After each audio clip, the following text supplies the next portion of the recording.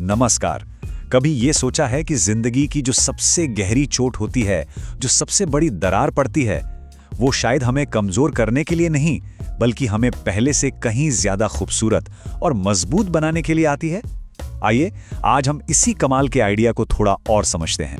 तो एक सवाल से शुरू करते हैं। जब कोई चीज टूटती है, चाहे वो कोई कीमती चीज हो, कोई रिश्ता हो या कोई सपना, तो क्या उसकी कहानी वहीं खत्म हो जाती है? क्या उसकी कीमत बिल्कुल जीरो हो जाती है? आमतौर पर देखें तो हमारी दुनिया, हमारा समाज इसका जवाब हाँ ही देता है ना? टूटी हुई चीजों को छुपा दिया जाता है, उन्हें बेकार समझकर फेंक दिया जाता है। लेकिन क्या सच में यही पूरी कहानी है, या हम कुछ बहुत जरूरी चीज मिस कर रहे हैं? पर पता है, यहीं से एक बहुत बड़ी प्रॉब्लम शुरू होती है। ये जो जिद है ना कि सब कुछ परफेक्ट होना चाहिए, बिल्कुल उत्तम, ये सोच कि जिंदगी में कभी कोई खरोच तक ना आए, असल में यही हमें अंदर से खोखला बना देती है। क्योंकि सच तो यही है कि जिंदगी कभी भी एकदम बेदाग नहीं होती। एग्जाम में फेल हो जाना, अचानक नौकरी चले जाना, घर पर पैसों की या सेहत की कोई मुश्किल आ जाना, ये सब जिंदगी के वो मोड़ हैं जिनसे हम सबको कभी ना कभी गुजरना ही पड़ता है। और जब ऐसा कुछ होता है ना, तो सबसे पहली आवाज दिल से क्या निकलती है? यही, बस सब खत्म हो गया। ये वो फीलिंग है जो हमें एकदम बेबस, अकेला महसूस कराती है। ऐसा लगता है जैसे हम किसी गहरे गड्ढे में गिर गए हों।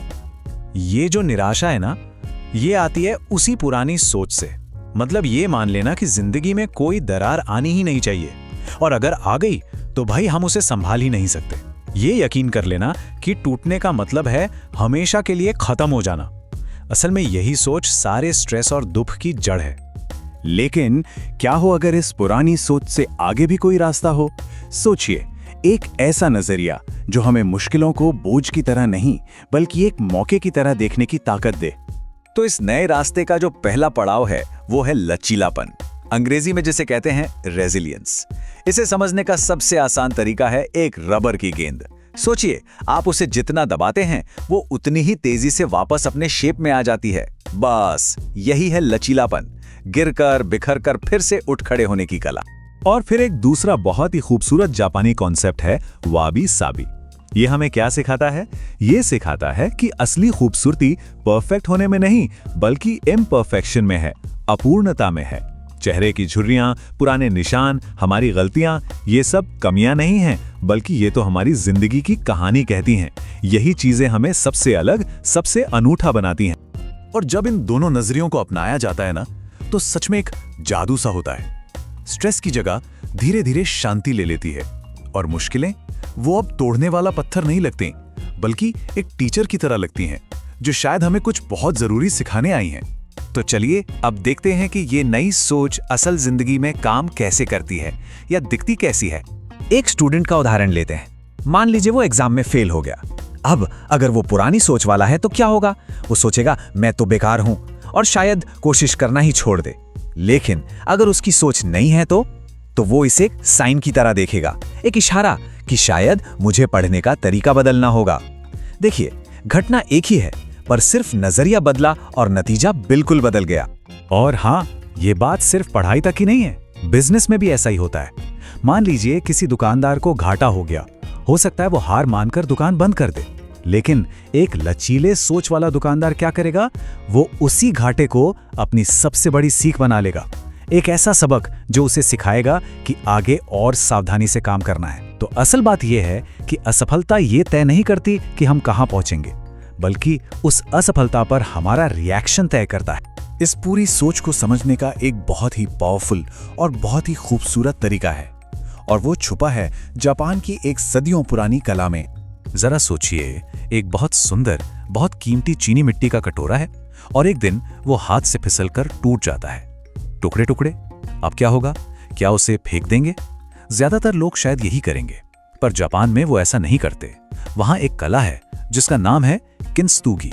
इसमें वो उन टुकड़ों को फेंकते नहीं हैं, बल्कि बड़े प्यार और ध्यान से उन्हें वापस जोड़ते हैं। और जानते हैं किससे? सोने से, सोने के लेप से। और नतीजा? वो टूटा हुआ कटोरा अब पहले से भी ज्यादा कीमती, ज्यादा मजबूत और कहीं ज्यादा खूबसूरत बन जाता है। वो दरारें अब उसकी कमजोरी नहीं, बल्कि सोने से चमकता हो उसका इतिहास बन जाती हैं। तो किंत्सुगी का जो पूरा फलसफा है वो बस इसी एक लाइन में है। ये हमें सिखाता है कि दरारें छिपाने की चीज नहीं होती, बल्कि अगर उन्हें सही तरीके से संवारा जाए तो वो गर्व से दिखाने वाली चीज बन सकती हैं। और जानते हैं, बिल्कुल यही बात हमारी जिंदगी पर भी लागू होती है। हमारी नाकामयाबियां, हमारे दिल पे लगी चोटें, हमारी मुश्किलें, ये सब क्या हैं? ये हमारी जिंदगी की दरारें हैं। और अगर हम भी उन्हें स्वीकार करें, उनसे सबक लें और उन्हें हिम्मत के सोने से जोड़ दें, तो हम भी पहले से कहीं ज्यादा मजबूत और खूबसूरत इंसान बन सकते हैं। तो अब सवाल ये उठता है कि हम अपनी जिंदगी की इन दरारों में छिपे हुए इस सोने को आखिर खोजे कैसे? इसकी शुरुआत हो सकती है खुद से कुछ गहरे सवाल पूछने से। जैसे कि जब कोई मुश्किल आती है तो हमारा पहला रिएक्शन क्या होता है? क्या हम बिखर जाते हैं या फिर उस रबर की गेंद की तरह वापस बाउंस बैक करते हैं? क्या हम अपने अतीत के निशानों को शर्मिंदगी से देखते हैं या उन्हें अपने सफर की एक खास कहानी समझते हैं? इसे आज से ही, अभी से आजमाया जा सकता है। अगली बार जब कोई छोटी सी भी प्रॉब्लम आए ना, तो घबराने के बजाय बस 1 मिनट के लिए रुकिए, एक गहरी सांस लीजिए और खुद से पूछिए, ये चीज मुझे क्या सिखाने की कोशिश कर रही है? और एक और काम कर सकते हैं, अपनी कोई पुरानी असफलता याद कीजिए और कहीं लिखिए कि उससे सबसे कीमती सबक क्या मिला था। और अब जाते जाते बस एक सवाल जिस पर सोचने के लिए मैं आपको छोड़ जाता हूं। जरा सोचिए, आपकी जिंदगी का सबसे पुराना निशान, चाहे वो दिल पर हो या शरीर पर, वो आज भी आपको क्या सिखाने की कोशिश कर रहा है? क्या पता आपकी सबसे बड़ी ताकत का राज उसी सुनहरी दरार में छुपा हो।